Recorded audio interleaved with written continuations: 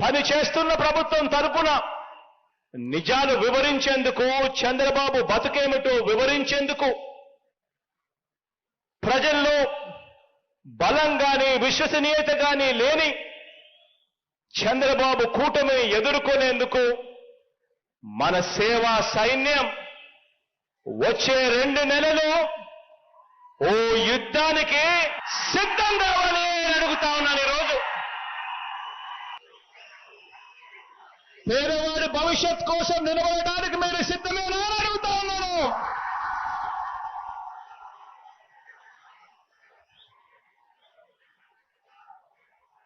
ఇక స్లీవ్స్ మడచాల్సిన సమయం వచ్చింది.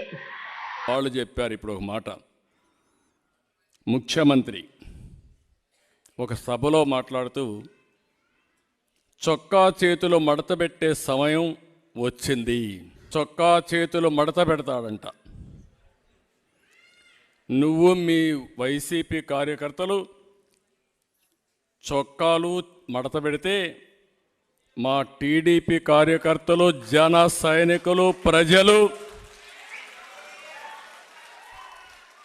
కుర్చీలు మడత పెడతారు.